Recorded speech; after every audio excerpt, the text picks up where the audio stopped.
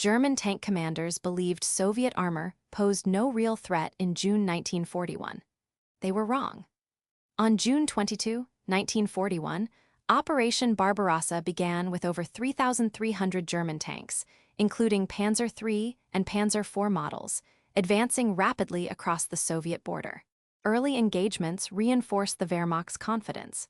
Soviet T-26 and T-7 tanks were inferior and suffered heavy losses. German officers, including General Heinz Guderian, dismissed Soviet engineering as outdated. However, by October, a new adversary emerged unexpected, innovative, and built to survive the harshest conditions of the Eastern Front. By October 1941, in battles near Moscow and at Mtsensk, the Soviet T-34 shattered this underestimation.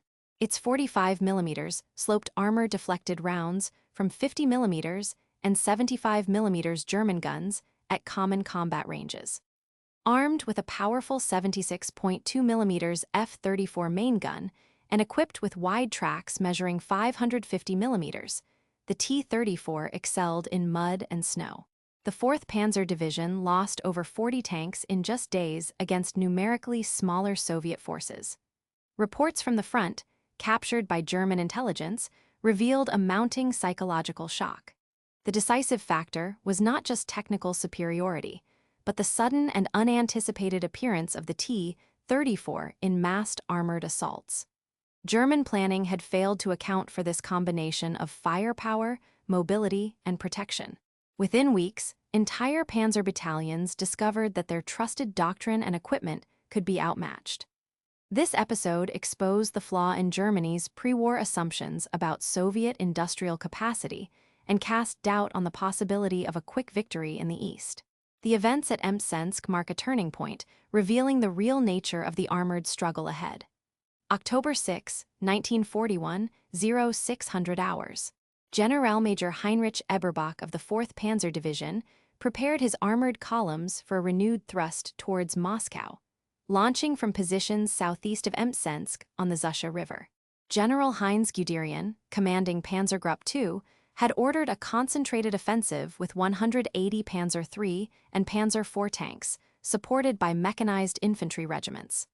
The goal: break through Soviet defenses, secure highway access, and reach Moscow by exploiting armored mobility across the Oryol sector.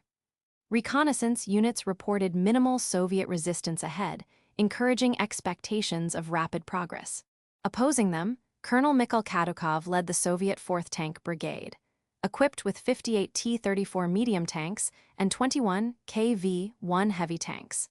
Kadukov's force was dug in at defensive positions on high ground overlooking the highway.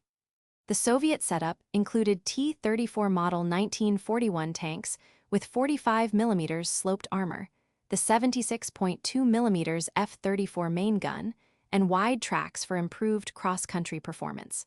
Additional anti-tank batteries and infantry, armed with PTRD-41 rifles, reinforced their positions. German command estimated the Soviet tank force to be mostly older BT-series models, underestimating the technical threat posed by the T-34 and KV-1. Guderian and Eberbach expected another swift advance, relying on reports from the 10th Panzer Reconnaissance Battalion and prior engagements that saw Soviet units collapse under concentrated German firepower. Panzer III tanks, equipped with short-barreled 50mm KWK-38 guns, and Panzer IVs with 75mm KWK-37 L-24 guns, had been effective against Russian armor in previous battles. German tactical doctrine emphasized speed and combined arms, supported by Luftwaffe sorties. But the early autumn rains had transformed roads into deep mud, with soil moisture readings at 28%. The 4th Panzer Division's logistical units reported that areas along the highway had sections of impassable terrain 450 meters wide. German intelligence, collected from prisoner interrogations on October 2, indicated Soviet tank numbers but gave no details of recent upgrades. Visibility was reduced to 700 meters due to intermittent rainfall and low clouds, undermining air support and long-range gunnery. What happened in the next 48 hours would determine whether the German armored spearheads could sustain their momentum towards Moscow. At 06:25 hours, the 4th Panzer Division commenced its advance. Recon elements of the 35th Panzer, Regiment 187 men under Major Karl Rothenberg moved north toward Mtsensk. Each crew member carried MP-40 submachine guns, a Walther P-38 pistol, and standard-issue Panzer uniform with 1.5 centimeters thick steel helmets. The main attack column traversed a waterlogged sector where the mud was 30 centimeters deep for a distance of 330 meters. Colonel Mikhail Kadukov's tank crews had camouflaged their T-34s in forest positions 1,200 meters from the highway. Kadukov coordinated 58 T-34 tanks with 550 mm wide tracks, 76.2 mm guns, and radios for enhanced command and control. Soviet crews relied on the unique sloped armor, angled at 60 degrees, which increased effective protection to over 60 mm against armor-piercing rounds. As the German advance approached, Soviet anti-tank units fired PTRD-41 rifles, capable of 40 mm penetration at 100 meters, targeting Panzer IIIs at the flanks. By 0800 hours, German armor had suffered 16 tank losses and advanced only 1 kilometers before stalling against the defensive line. Meanwhile, at 0840 hours, Hauptmann Dieter Schenk, commanding a logistics column, encountered bogged-down trucks. The division's Opel Blitz supply vehicles failed to cross a flooded ditch. The immobilization reduced the available fuel by 4,500 liters. At 0905 hours, Oberleutnant Erich Bayer, divisional intelligence officer at divisional headquarters, intercepted a Soviet radio message confirming additional T-34 reinforcements moving west. This indicated Kadukov intended to exploit the stalled German advance. On the German side, radio operator Unteroffizier Ernst Reinhardt, based at Field Station 12-4, reported heavy engine noises and distant gunfire, unaware that Kadukov had outflanked the highway position. Weather reports at 0900 hours recorded 9 degrees Celsius temperatures, 92% humidity, and visibility at 650 meters, further complicating operations. At 0930 hours, Kadukov ordered a counterattack. 24 T-34s advanced 600 meters, cutting off German spearhead units. Generalmajor Eberbach, lacking accurate frontline information, decided to order a general withdrawal to secondary positions. By 1000 hours, 4th Panzer Division had lost 43 operational tanks, and the Mtsensk corridor remained in Soviet control. But at 10:45 hours, the arrival of additional Soviet reinforcements from the 1st Guards Rifle Division initiated a coordinated multi-axis assault north of the highway. At 10:55 hours, Captain Vladimir Karpov of the Soviet 4th Tank Brigade Signals Detachment monitored an intercepted German radio message. Using a captured Torn Fu D2 set, his team detected fragmented transmissions from Major Karl Rothenberg of the 35th Panzer Regiment. The message, logged at signal log 1472, revealed that at least 19 Panzer III tanks were immobilized by terrain, with command vehicles requesting urgent recovery. Karpov's operators triangulated the coordinates, confirming a 900-meter road segment blocked by bogged-down armor, and relayed this to Colonel Kadukov. 85 Tactically, the Soviet command quickly understood that German mobility, the Wehrmacht's key advantage, had been neutralized in this sector.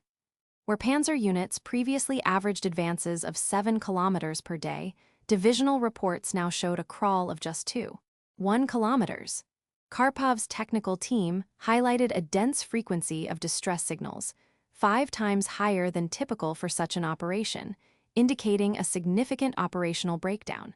Within 9 minutes, Kadukov received confirmation, and the information was passed to his artillery and infantry commanders. 80 Soviet Lieutenant Colonel Pavel Sidorov, commanding the 3rd Battalion of the 4th Tank Brigade, exploited the breakthrough by ordering 3 batteries of 76 mm Zai S-3 guns to reposition for enfilade fire. This technical intelligence, allowing precise targeting at 650 meters, led to a coordinated barrage. Infantry elements advanced 400 meters, overrunning 2 German AT positions and capturing 27 prisoners. On Kadukov's order, T-34s surged across previously impassable terrain where German armor was stranded, with 14 tanks cutting off retreating panzer elements. 85 on the German side, Hauptmann Otto Hansen of the 6th Company, 35th Panzer Regiment, reported chaotic command structure. Radio frequencies, previously orderly with standard operation code 7413, now carried overlapping distress calls. Attempts to tow disabled vehicles with KFC. 9 half-tracks failed, engines overheated, and cables snapped under the muddy strain. Battalion Signals Officer Lieutenant Richard Futch logged 7 failed communications attempts between 1055 and 1107 hours as battery levels dropped, isolating frontline units. 80 by 1105 hours, discovery of the impassable sector spread through both commands. Kadukov's tactical net reported the deliberate targeting of bogged panzers at grid references K14 and L11, while German situation maps showed 66 tanks immobilized across 2 regiments. German withdrawal became a running engagement, with Soviet forces capturing or destroying an additional 12 vehicles. Panzergruppe 2's front collapsed across an 3-kilometer stretch by 11:20 hours. 70 the Panzer III Ausführung J, mainstay of the 4th Panzer Division, was engineered to operate effectively on solid ground and mild gradients under loads up to 23 metric tons. Its Maybach HL 120 TRM engine was nominally rated for output at 300 PS, and its torsion bar suspension system allowed cross-country speeds of 20-25 km/h on dry soil.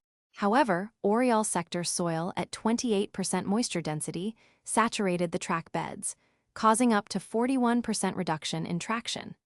The 380 mm wide tracks distributed only 0.76 kg/cm2 ground pressure, insufficient for swampy or muddy terrain where vehicles became immobilized once track slip exceeded 21%.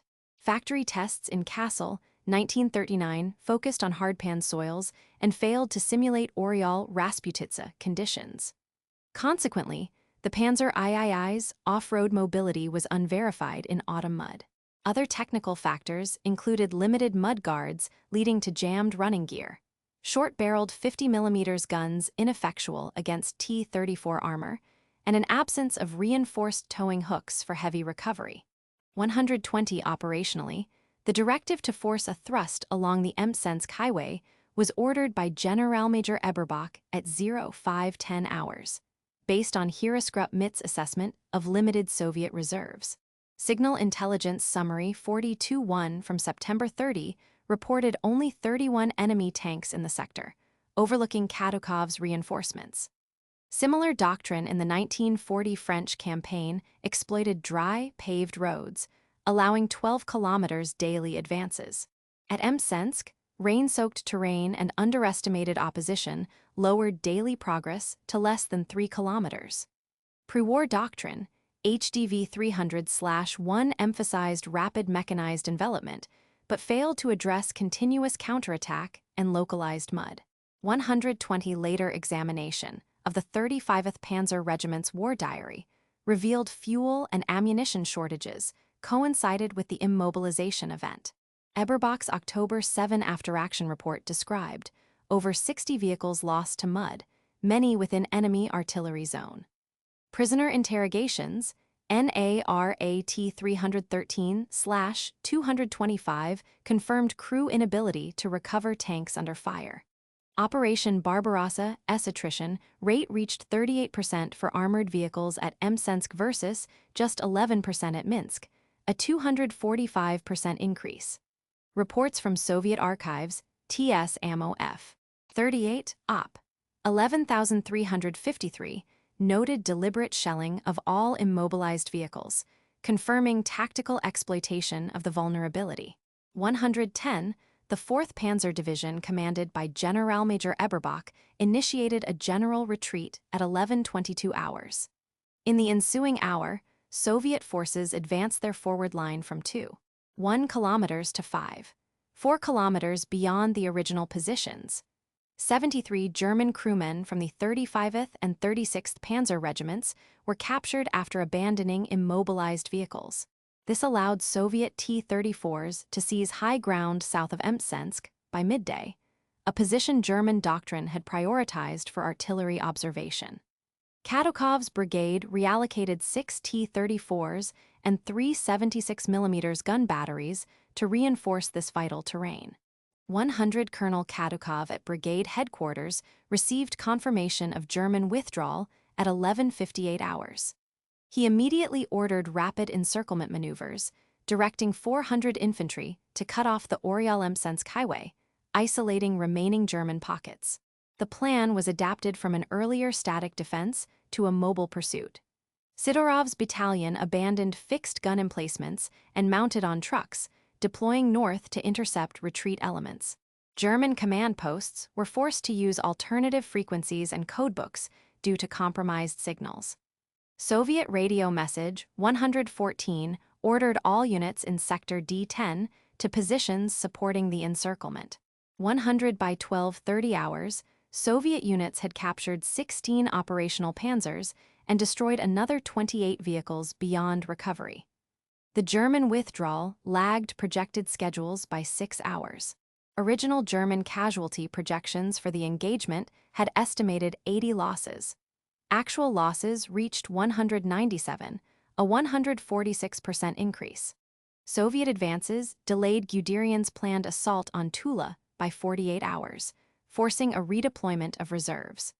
Post-war Soviet analysis credited the action with saving up to 1,100 Red Army lives and delaying the German approach to Moscow by 2 critical days. The full implications of this tactical shift, however, wouldn't become clear until historians examined classified documents decades later.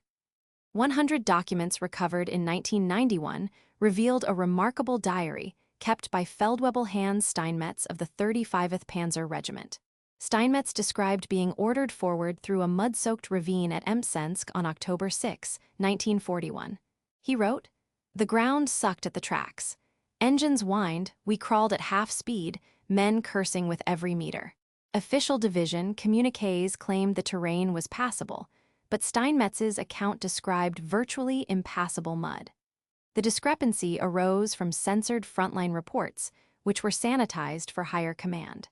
This detail remained hidden until Soviet archives allowed release of confiscated German field diaries in the post-Soviet period. Supply records from the 4th Panzer Division's quartermaster, Hauptmann Georg Laswitz, logged on October 5, 1941, show critical shortages of repair parts and fuel additives. The division was officially rated to operate 182 tanks at full strength. Actual inventory showed just 139 fully operational vehicles and fuel reserves for only 87 kilometers. Fuel additive stocks intended to thin gasoline for cold starts were at 18% of required quantities. Laswitz reported the urgent shortage to divisional headquarters, but the message was deprioritized due to ongoing operations. This logistical shortfall severely limited the division's rapid maneuver capacity going into the Mtsensk operation. The after-action report of October 10, 1941, claimed that the 4th Panzer Division lost 84 tanks in the Mtsensk battles. However, Soviet TS ammo archives, declassified in 1993, showed recovery teams counted and photographed 137 German tanks destroyed or captured. Medical unit records from the division documented 279 wounded and 46 killed. The official summary reported only 143 total casualties, a 94% discrepancy.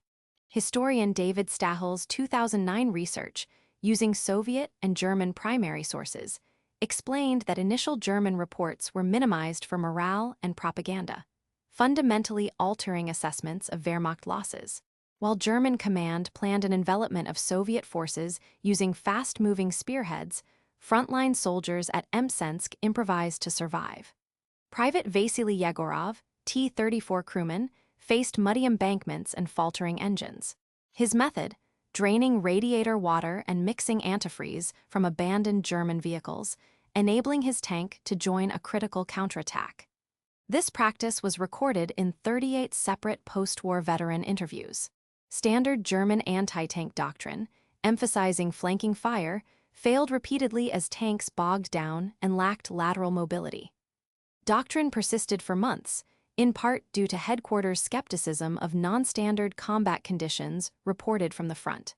Weather data from the Soviet Central Weather Bureau for October 6, 1941, recorded soil surface temperatures of 6 degrees Celsius, sustained rainfall of 12 millimeters, and visibility below 500 meters.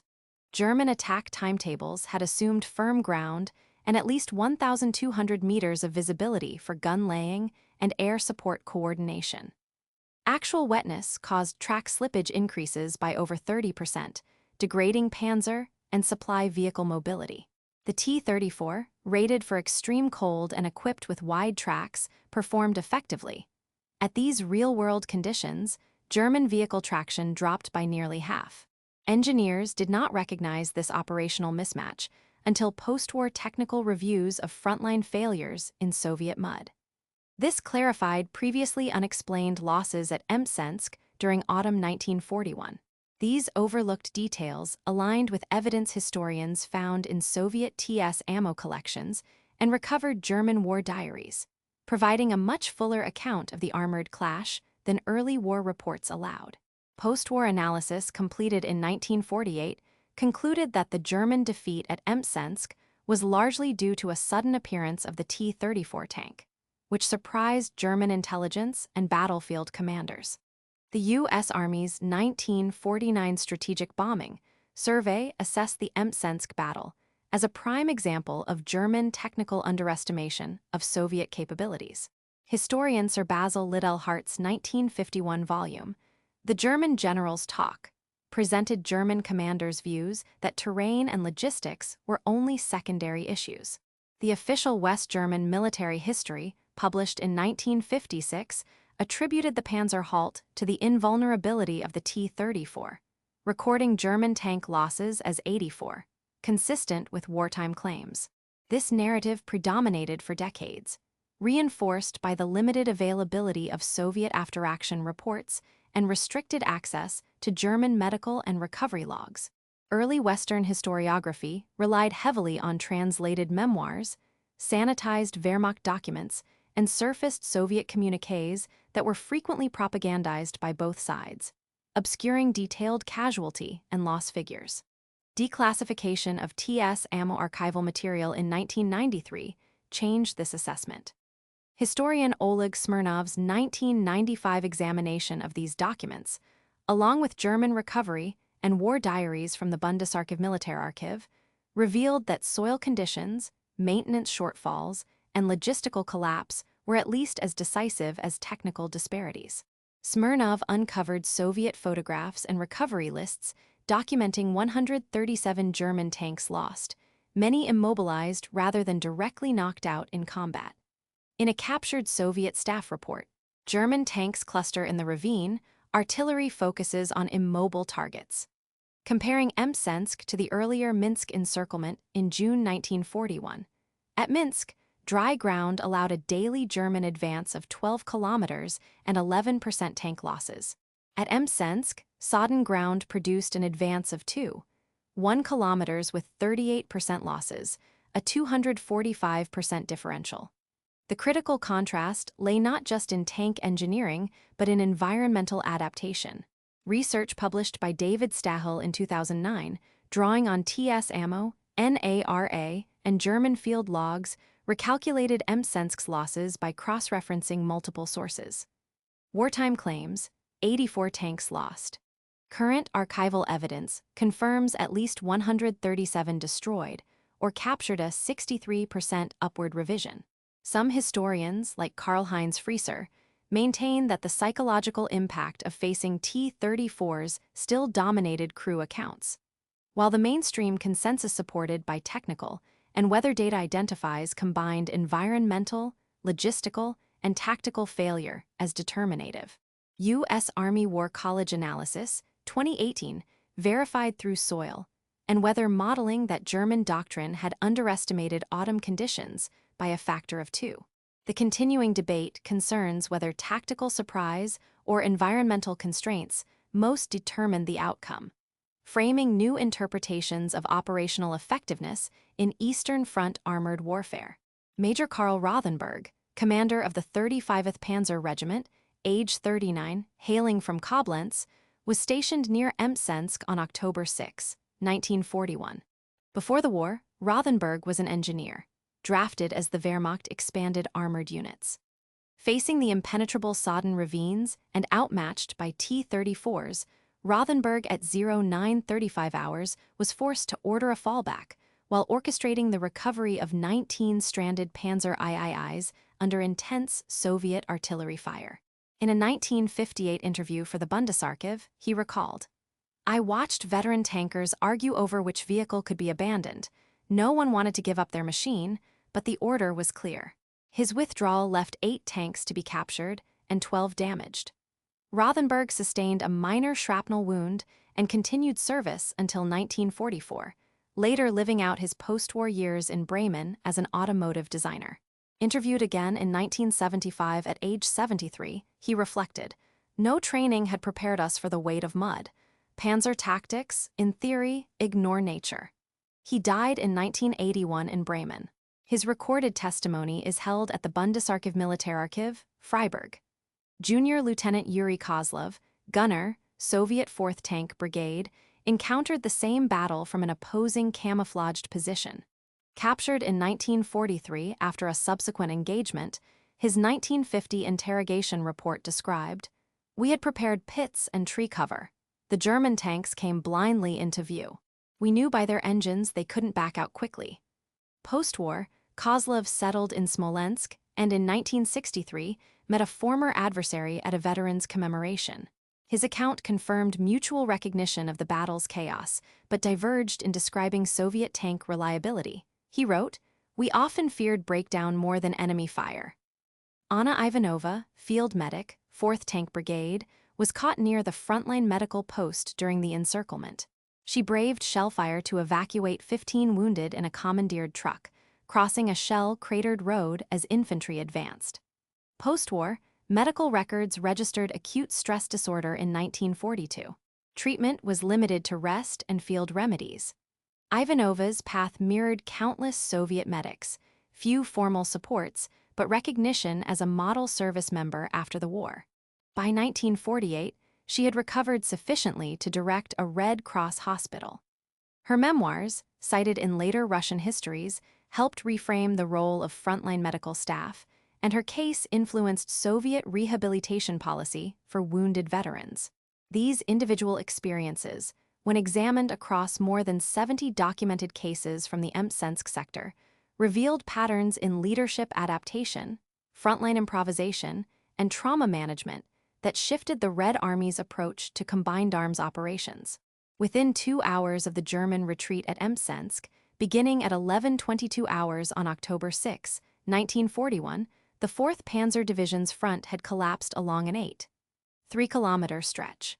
Generalmajor Heinrich Eberbach, commanding from his mobile headquarters, received fragmented distress signals confirming widespread immobilization of over 60 armored vehicles by 11:40 hours. Responding immediately, he ordered a general withdrawal and reassigned engineer elements to rescue stranded tanks, affecting 1,400 troops across a 15-kilometer corridor. The 35th Panzer Regiment was redirected from its push toward Tula to defensive positions along the Oriol Highway, an 18-kilometer maneuver. The shift required urgent fuel and ammunition allocation supply trucks rerouted and 23,000 liters redirected.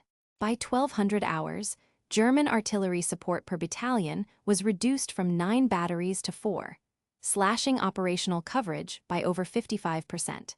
Within 3 days, operational plans throughout Panzergruppe II shifted. The scheduled assault on Tula, originally set for October 8, 1941, was postponed by 48 hours due to depleted armored strength and logistical collapse. General Heinz Guderian modified the corps-level order of battle, allocating 52 additional anti-tank guns to reinforce defensive sectors, but diverting them from the planned southern envelopment of Moscow. This reallocation came at the expense of air defense units along the critical Second Army corridor, reducing AA coverage by 30%. German casualty projections, initially forecast at 320 for the week, rose sharply. Actual data revealed 492 by October 10, a 54% increase. Ammunition deliveries, originally set at 60,000 rounds for the week, were cut to 35,000. Fuel consumption increased 21% due to prolonged extraction efforts from mud-stricken areas. By November 1941, the outcome of the Moscow defensive campaign had shifted. The Oryol-Mtsensk sector, expected to fall by mid-October, remained in Soviet hands. German withdrawal from Mtsensk delayed their approach on Tula by at least 7 days, preventing rapid encirclement and giving Soviet forces time to reinforce the Moscow defensive perimeter.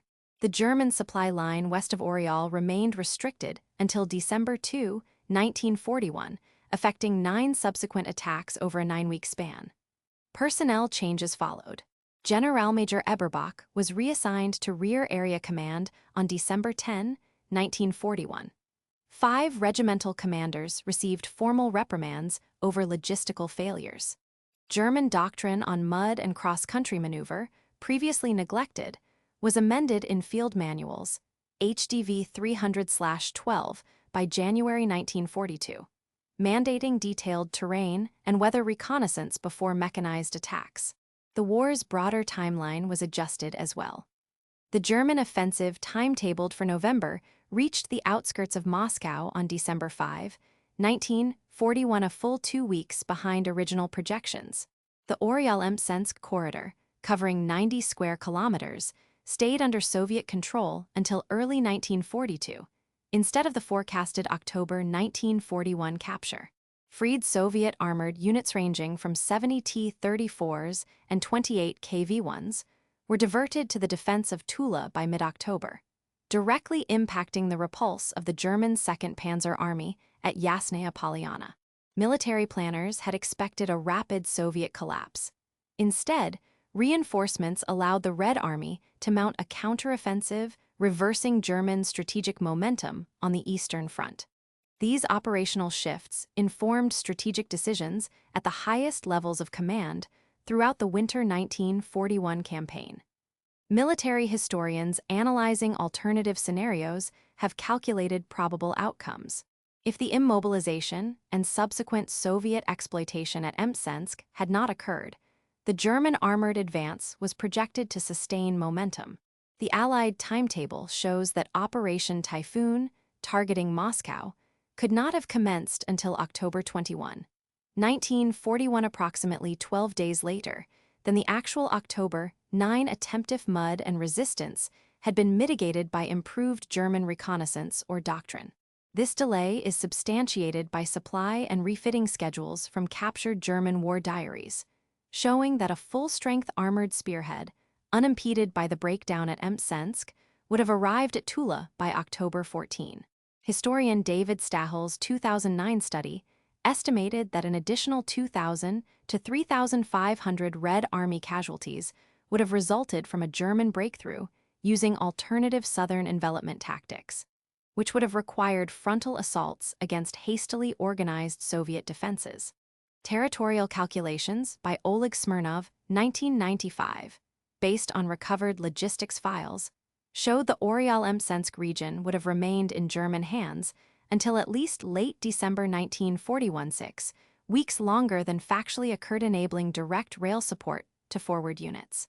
Strategically, German forces would have retained the capability to launch direct armored thrusts at Tula and later Moscow until mid-November, which could have disrupted Soviet preparations for the counteroffensive and delayed Soviet reserves' arrival by as much as 14 days.